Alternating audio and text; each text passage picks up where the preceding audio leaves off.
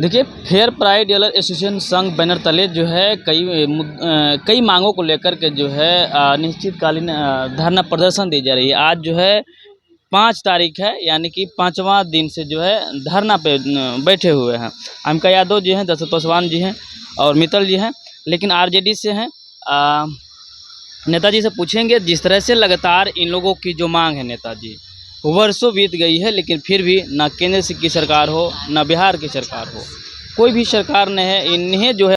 अब इनका लोगों का मानदेय भी जो है वो सही टाइम पर नहीं मिल पाता। 2-2 महीना 4-4 महीना मानदेय इन लोग का लेट होता है। अब बताइए, लोग बेचारा राशन बांटता है, दुकान का किराया है वो तो मानेगा नहीं, मकान मालिक को देना है, बिजली का बिल है वो तो मानेगा नहीं। आजकल तो रिचार्जेबल बिजली बिल आ गया है, रिचार्ज नहीं कराइएगा बिजली आपका कट जाएगा। अब इसका बाल बच्चा पढ़ रहा है कि नहीं, कैसे पढ़ रहा है, किसी का बूढ़ा माँ बाप है, उन लोग का इलाज हो पा रहा है कि नहीं हो पा रहा है।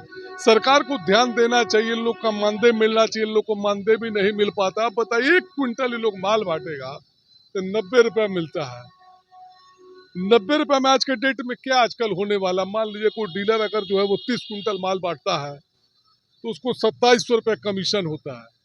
मैं पूरे पटना में कहता हूँ 2700 रुपये किराए पर कहीं आपको मकान भी नहीं मिलेगा जिसमें दुकान ही करेंगे। दुकान क्या तो करीबन 150 स्क्वायर फीट से ऊपर चाहिए।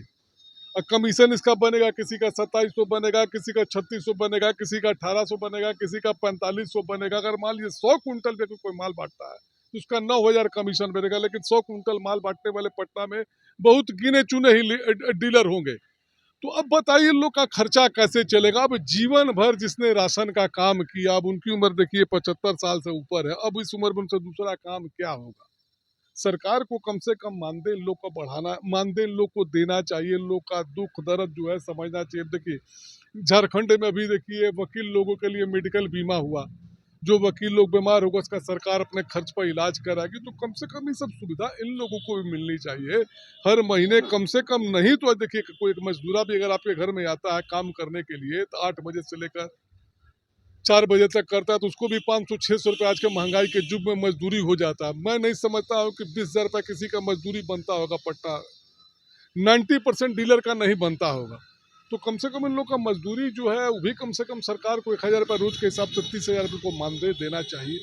कितना दिन लोग बेचारे। अब आप आरजेडी से हैं, प्रदेश की नेतृत्व करते हैं, तेजस्वी यादव से क्या कुछ नहीं, हम लोग को तो नेताजी को दिया गया था पिछली बार। इनका अंबिका बाबू का लगता है कि कितना दिन आपका आंदोलन हुआ था पिछला बार, भूख हड़ताल 25 दिन हुआ था। हमारे पार्टी के राजद का पूरा सहयोग मिला था। हमारे पार्टी से माननीय पूर्व विधानसभा अध्यक्ष उदय नारायण चौधरी जी, सुदय यादव जी, रणविजय साहू जी, उनका क्या नाम सरबजीत पासवान जी, बहुत लोग आए हुए थे यहाँ पर। उन लोगों ने पूरा सहयोग दिया। हम लोगों ने भी माननीय मुख्यमंत्री जी को चिट्ठी लिखी थी कि इन लोग को भाई जल्द से जल्द इन लोग का सदन में मामला भी उठाया गया। लेकिन सरकार जो है ये तानाशाह हो चुकी है।